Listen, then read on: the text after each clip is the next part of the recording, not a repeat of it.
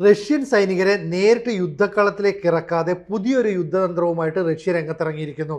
അതീവ ഫലപ്രദമായ ഈ യുദ്ധതന്ത്രം അക്ഷരാർത്ഥത്തിൽ ഉക്രൈനെ തകർത്തുകൊണ്ടിരിക്കുകയാണ്. കാരണം അവർ പ്രതീക്ഷിക്കാത്ത രീതിയിൽ ഈ ആക്രമണം നടത്തുന്നത് ഡ്രോൺ ഉപയോഗിച്ച് രാത്രി കാലങ്ങളിൽ ആക്രമണം നടത്തുന്നു. ഒരു ദിവസം 700ഓളം ഡ്രോണുകളാണ് ഉക്രൈൻ്റെ പ്രധാന സിറ്റികൾ, അവരുടെ സൈനിക കേന്ദ്രങ്ങളൊക്കെ ലക്ഷ്യം വെച്ച് ആക്രമണം നടത്തുന്നത്. വലിയ തോതിൽ ഉക്രൈൻ്റെ വ്യോമ പ്രതിരോധ സംവിധാനങ്ങൾ ഇതിനെ തടയാൻ ശ്രമിക്കുന്നു. പക്ഷേ ഇവിടെ റഷ്യ പ്രയോഗിക്കുന്ന ഒരു തന്ത്രമുണ്ട്. വില കുറഞ്ഞതും വേഗം കുറഞ്ഞതും അത്ര ആക്യുറസി ഒന്നും ഇല്ലാത്തതുമായ ഡ്രോണുകളാണ് ഉപയോഗിക്കുന്നത്. അത്തരത്തിലുള്ള ഡ്രോണുകൾ കൂട്ടമായി ആക്രമണം നടത്തുമ്പോൾ അതിനെയൊക്കെ പ്രതിരോധിക്കേണ്ട ബാധ്യത ഉക്രൈന് വന്നു ചേരുകയാണ്. എന്തുകൊണ്ടാണ് ഇത്തരം ഒരു നീക്കം നടത്തുന്നത്? ശരിക്കും പറഞ്ഞാൽ ഉക്രൈൻ്റെ വ്യോമ പ്രതിരോധ സംവിധാനത്തെ തകർക്കാനും റഷ്യൻ സൈനികരെ യുദ്ധക്കളത്തിലേക്ക് ഇറക്കാതെ തന്ത്രപരമായ ആക്രമണം നടത്താനുമുള്ള നീക്കമാണ് ഇതിന് പിന്നിൽ. ഇതിനെ സഹായിക്കുന്നതായിക്കോട്ടെ ഇറാനാണ്. ഇറാൻ്റെ ഡ്രോൺ യുദ്ധതന്ത്രങ്ങളിലേക്ക് റഷ്യയും നടന്നു കയറുന്നു. അവരുടെ ഷഹീദ് ഡ്രോൺ, അവരുടെ ഒരു വജ്രായുധം എന്ന് പറയാം, ഈ ഡ്രോണൊക്കെയാണ് റഷ്യ ഉപയോഗിച്ചിരുന്നത്. പിന്നീട് അതിൻ്റെ ബ്ലൂ പ്രിൻ്റ്, നൂതന സാങ്കേതിക വിദ്യ ഇതെല്ലാം തന്നെ റഷ്യ സ്വായത്തമാക്കുന്നു. അതിനുശേഷം വൻതോതിൽ ഈ ഡ്രോണുകൾ നിർമ്മിക്കുന്ന കൂറ്റൻ ഫാക്ടറി പോലെ അല്ലെങ്കിൽ കൂറ്റൻ സ്ഥാപനങ്ങളൊക്കെ തന്നെ റഷ്യക്കുള്ളിൽ സ്ഥാപിച്ചു. എന്നിട്ട് ദിനവും ആയിരക്കണക്കിന് ഡ്രോണുകൾ നിർമ്മിക്കുന്ന ഒരു നീക്കത്തിലേക്ക്, അതായത് ഓരോ മാസവും ആയിരക്കണക്കിന് ഡ്രോണുകൾ നിർമ്മിക്കുന്നു എന്നാണ് ഇപ്പോൾ പുറത്തു വരുന്ന വിവരം. ഇത്തരം ഒരു നീക്കം നടത്തുമ്പോൾ ശരിക്കും പറഞ്ഞാൽ ഇതുപയോഗിച്ച് റഷ്യക്ക് ആക്രമണം നടത്താം. പക്ഷേ ഈ ഉക്രൈന് ഈ യുദ്ധതന്ത്രം മാറ്റിയതിനനുസരിച്ച് തന്ത്രം മാറ്റാൻ സാധിക്കുന്നില്ല. കാരണം പാശ്ചാത്യ രാജ്യങ്ങളും നാറ്റോ രാജ്യങ്ങളുമൊക്കെയാണ് ഉക്രൈന് ആയുധങ്ങൾ, പണം, ബാക്കി സൈനിക സഹായമൊക്കെ നൽകുന്നത്. ആ സഹായങ്ങളൊക്കെ ഉപയോഗിച്ചുകൊണ്ടാണ് റഷ്യ പോലെയുള്ള ലോകത്തിലെ ഏറ്റവും മികച്ച ഒരു സൈനിക രാഷ്ട്രത്തോട് അവർ പിടിച്ചു നിൽക്കുന്നത്, അല്ലെങ്കിൽ ഏറ്റുമുട്ടി താഴെ പോകാതെ നിൽക്കുന്നത്. പക്ഷേ ഇവിടെ റഷ്യ തങ്ങളുടെ ആയുധങ്ങളെയൊക്കെ, വില കൂടിയ ആയുധങ്ങളെ മാറ്റി നിർത്തുന്നു, സൈനികരെ മാറ്റി നിർത്തുന്നു, പകരം ഡ്രോൺസ് ഉപയോഗിച്ച് ആക്രമണം നടത്തുന്നു. നേരത്തെ ഈ ഡ്രോൺ ഉപയോഗിച്ച് റഷ്യ നടത്തുന്ന ആക്രമണത്തിൽ 10% മാത്രമാണ് ലക്ഷ്യത്തിലെത്തുന്നത്, ബാക്കിയുള്ളതൊക്കെ വേസ്റ്റായി പോവുകയാണ്. പക്ഷേ ഇപ്പോൾ അങ്ങനെയല്ല, 20% ഡ്രോൺ ആക്രമണങ്ങൾ ലക്ഷ്യത്തെ തകർക്കുന്നു. എന്താണ് കാരണമെന്ന് വെച്ചാൽ ഉക്രൈൻ്റെ വ്യോമ പ്രതിരോധ സംവിധാനങ്ങളിൽ വിള്ളൽ വീണു തുടങ്ങി എന്നാണ് അർത്ഥം. അപ്പോൾ ഓരോ ദിവസവും രാത്രിയിൽ 700ഓളം ഡ്രോൺ ഉപയോഗിച്ച് ആക്രമണം നടത്തുക എന്ന് പറഞ്ഞാൽ ഉക്രൈനെ വലിയ തോതിൽ തകർക്കും. ഇതിനെ പ്രതിരോധിക്കാൻ അവരുടെ ചിലവേറിയ വ്യോമ പ്രതിരോധ സംവിധാനങ്ങളും റോക്കറ്റും മിസൈലും ഒക്കെ ഉപയോഗിക്കേണ്ടി വരും. എന്തിന്? സർഫസ് ടു എയർ മിസൈലുകൾ വരെ ഉപയോഗിച്ചാണ് ഇപ്പോൾ ഡ്രോണുകളെ തകർക്കാനായിട്ട് ഉക്രൈൻ ശ്രമിക്കുന്നതെന്നാണ് വിവരം പുറത്തു വരുന്നത്. നേരത്തെ ഇറാനിൽ നിന്ന് റഷ്യ ഈ ഡ്രോണുകൾ വാങ്ങുമ്പോൾ ഏതാണ്ട് $2 ലക്ഷത്തോളം ചിലവ് വന്നത്. എന്നാൽ സ്വന്തമായിട്ട് ഫാക്ടറിയൊക്കെ സ്ഥാപിച്ച് അവിടെ ഡ്രോണുകൾ വ്യാവസായിക അടിസ്ഥാനത്തിൽ എന്നതുപോലെ നിർമ്മിക്കുകയാണ് ഇപ്പോൾ റഷ്യ ചെയ്യുന്നത്. അങ്ങനെ ചെയ്തപ്പോൾ അതിൻ്റെ ചിലവ് $70,000 വൻതോതിൽ സാമ്പത്തിക ചെലവ് കുറയുന്നു. പക്ഷേ റഷ്യൻ ആക്രമണത്തെ പ്രതിരോധിക്കാനായിട്ട് ഉക്രൈൻ തങ്ങളുടെ പരമ്പരാഗത മാർഗങ്ങൾ തന്നെ ഉപയോഗിക്കുമ്പോൾ അവരുടെ ചെലവ് വർദ്ധിക്കുന്നു. നിലവിൽ യുദ്ധം കൊണ്ട് സാമ്പത്തികമായി തകർന്നു നിൽക്കുന്ന ഉക്രൈനെ കൂടുതൽ തകർച്ചയിലേക്ക് എത്തിക്കാനും റഷ്യക്ക് ഇതിലൂടെ സാധിക്കുന്നു. വ്ളാഡിമിർ പുടിൻ്റെ തന്ത്രം വളരെ കൃത്യമായിട്ട് വിജയിച്ചു വരുന്നു എന്നുള്ള സൂചനയാണ് ഇപ്പോൾ പുറത്തേക്ക് വരുന്നത്. അപ്പോൾ ഈ സെലൻസ്കിക്ക് സഹായം നൽകുന്ന അമേരിക്ക ഇപ്പോൾ പഴയതുപോലെ വലിയ പിന്തുണ നൽകുന്നില്ല. പാശ്ചാത്യ രാജ്യങ്ങളുടെ ഭാഗത്തു നിന്ന് സൈനിക ആയുധങ്ങളോ അല്ലെങ്കിൽ പണമോ ഒന്നും നൽകുന്നില്ല എന്നുള്ള ഒരു പരാതിയും അവർക്കുണ്ട്. മാത്രമല്ല ഉക്രൈൻ്റെ പല സിറ്റികളും കത്തിക്കുന്ന രീതിയിൽ അല്ലെങ്കിൽ തകർക്കുന്ന രീതിയിലുള്ള റോക്കറ്റ് ഡ്രോൺ ആക്രമണങ്ങൾ ഇപ്പോൾ കൂടുന്നുണ്ട്. പണ്ട് മാസത്തിൽ ഒരു തവണയോ മറ്റോ ആയിരിക്കും ഇത്തരത്തിലുള്ള ഡ്രോൺ മിസൈൽ ആക്രമണം റഷ്യ നടത്തുന്നത്.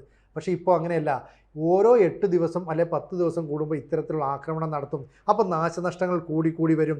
റഷ്യയെ പ്രതിരോധിക്കാനായിട്ട് ഉക്രൈൻ അവരുടെ ആവനാഴിയിലെ എല്ലാ ആയുധവും പുറത്തെടുക്കേണ്ട ഒരു സാഹചര്യമാണ് ഇപ്പോൾ വന്നിരിക്കുന്നത്. എന്തായാലും ഈ 100 കണക്കിന് മൈൽ അകലെയുള്ള സ്ഥലങ്ങളെ പോലും ലക്ഷ്യം വെച്ചിട്ട് റഷ്യ ദീർഘദൂര ഡ്രോണുകൾ അയച്ച് ആക്രമണം നടത്തും. അത് കൃത്യതയുള്ള അല്ലെങ്കിൽ വളരെ ചിലവേറിയതായ ഡ്രോണാണ്.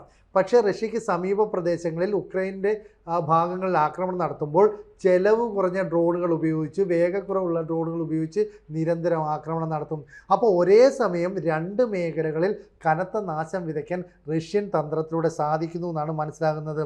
ഇതിനെ പ്രതിരോധിക്കാൻ ഇപ്പോൾ ഉക്രൈൻ ചെയ്യുന്നത് FPV ഡ്രോണുകൾ, അതുപോലെ തന്നെ ദീർഘദൂര ഡ്രോണുകളൊക്കെ ഉപയോഗിച്ച് തിരിച്ചടിക്കുകയാണ്.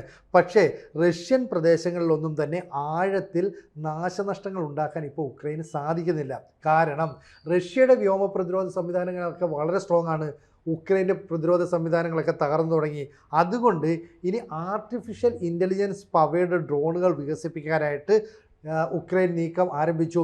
അതേ നീക്കം തന്നെ റഷ്യയും ആരംഭിച്ചു. അപ്പോൾ ഇനി ഡ്രോണുകളെ ഉപയോഗിച്ച് AI അടിസ്ഥാനമാക്കിയുള്ള യുദ്ധത്തിലേക്ക് കാര്യങ്ങൾ മാറുന്നു. കൂടാതെ മിസൈലുകൾ ഉപയോഗിക്കുന്നതിനേക്കാൾ ചെലവ് കുറഞ്ഞ രീതിയിൽ ഡ്രോണുകളെ തടയാൻ കഴിയുന്ന ഇൻ്റർസെപ്റ്ററുകൾ യൂസ് ചെയ്യാൻ ഉക്രൈൻ ശ്രമിക്കുകയാണ്. അതിനപ്പുറത്തെ സാങ്കേതിക വിദ്യയിലേക്ക് റഷ്യയും കിടക്കുന്നുണ്ട്. അപ്പോൾ വിദൂര പ്രദേശങ്ങളിലേക്ക് റഷ്യ പ്രഹരശേഷി നിലനിർത്തിക്കൊണ്ടുള്ള ആക്രമണം നടത്തുന്നു. സമീപ പ്രദേശങ്ങളിൽ വില കുറഞ്ഞ, വേഗത കുറഞ്ഞ, സാങ്കേതിക വിദ്യയിൽ അത്ര മെച്ചമല്ലാത്ത ഡ്രോണുകൾ ഉപയോഗിച്ച് ആക്രമണം നടത്തുന്നു. അപ്പോൾ തുടർച്ചയായി ഇത്തരം ഡ്രോണുകൾ ഉപയോഗിക്കുമ്പോൾ ഉക്രൈൻ്റെ പ്രതിരോധ സംവിധാനങ്ങളെ കീറി മുറിക്കാനായിട്ട് സാധിക്കും. അങ്ങനെ സെലൻസ്കിക്ക് തൻ്റെ രാജ്യം അടിയറവ് പറയുന്ന ഘട്ടത്തിലേക്ക് എത്തിയെന്ന് ലോകത്തോട് വിളിച്ചു പറയേണ്ടി വരും. പാശ്ചാത്യ രാജ്യങ്ങളുടെ സഹായം പഴയതുപോലെ കിട്ടുന്നില്ലെന്ന് സെലൻസ്കി വ്യക്തമാക്കുന്നു. ഇപ്പോൾ പുടിൻ ആക്രമണം കടുപ്പിക്കുന്നുണ്ട്. രാത്രി കാലങ്ങളിൽ ഡ്രോൺ ആക്രമണം കനത്ത രീതിയിൽ നടത്തിയും പകൽ സമയത്ത് ഈ സർഫസ് ടു എയർ മിസൈൽ പോലെയുള്ള റോക്കറ്റ് ഡ്രോൺ ആക്രമണങ്ങൾ കടുപ്പിക്കുകയും ചെയ്യുന്നുണ്ട്. ഇതിനെ പ്രതിരോധിക്കാൻ അവർക്ക് കഴിയുന്നില്ല. അപ്പം ഓരോ മാസവും മാത്രം നടത്തിയിരുന്ന റോക്കറ്റ് ഡ്രോൺ ആക്രമണങ്ങളെ മാസത്തിൽ 3ഉം 4ഉം തവണയായി നടത്താൻ കഴിയുന്നത് ഉക്രൈന് വലിയ നാശങ്ങൾ വിതയ്ക്കുന്നുവെന്നാണ് മനസ്സിലാകുന്നത്. എന്തായാലും ഇറാൻ്റെ വില കുറഞ്ഞതും പ്രഹരശേഷി കൂടിയതുമായ ഡ്രോൺ സ്വന്തമാക്കിയിരുന്ന റഷ്യ ഇപ്പോൾ അത് വൻതോതിൽ നിർമ്മിക്കുന്ന രീതിയിലുള്ള സ്ഥാപനങ്ങൾ സ്ഥാപിക്കുന്നു. ദിവസവും ആയിരക്കണക്കിന് ഡ്രോണുകൾ നിർമ്മിക്കാനുള്ള പ്രവർത്തനങ്ങളിലേക്ക് റഷ്യ കടക്കുന്നു. എന്തായാലും മാസത്തിൽ ആയിരക്കണക്കിന് ഡ്രോണുകൾ നിർമ്മിക്കുന്നു എന്നുള്ള കാര്യം ഏതാണ്ട് വ്യക്തമാണ്. മാത്രമല്ല 100 കണക്കിന് ഷഹീദ് ഡ്രോണുകൾ ഓരോ ദിവസവും ഉക്രൈനിലേക്ക് ചെന്ന് വീഴുന്നത് ആ രാജ്യത്തിൻ്റെ നിലനിൽപ്പിന് വലിയ ഭീഷണിയായിട്ട് മാറുകയാണ്. അപ്പോൾ റഷ്യയുടെ സൈനിക ശക്തിയോട് ഇപ്പോൾ ഉക്രൈന് പിടിച്ചു നിൽക്കാൻ കഴിയുന്നില്ല. ഇറാൻ്റെ സൈനിക, സാമ്പത്തിക, ഡ്രോൺ നൽകൽ സഹായങ്ങളെല്ലാം കൂടെ കൂടിച്ചേരുമ്പോൾ റഷ്യ യുദ്ധത്തിൽ വലിയ മേൽക്കൈ നേടുന്നു എന്നാണ് അർത്ഥം.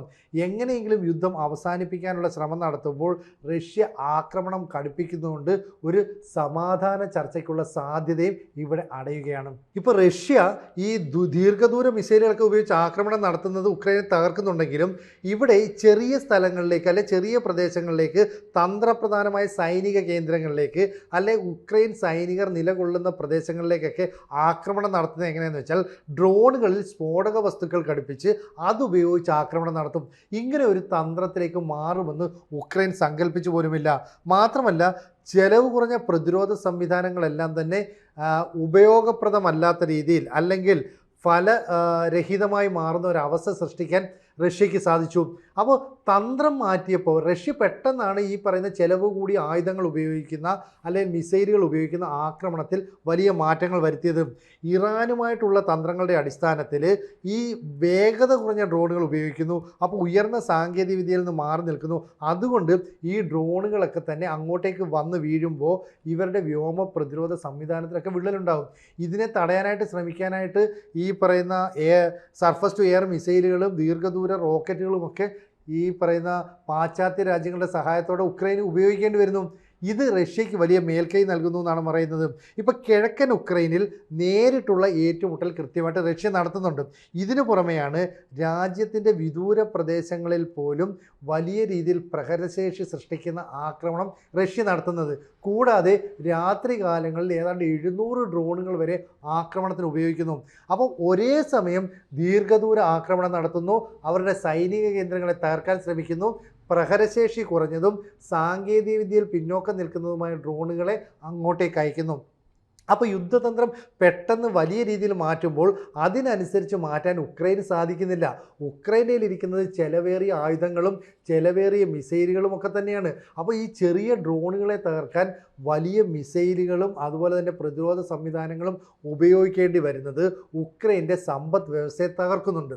ശരിക്കും പറഞ്ഞാൽ യുദ്ധം ആരംഭിച്ചതിന് ശേഷം അവിടെ കടുത്ത പട്ടിണിയാണ്.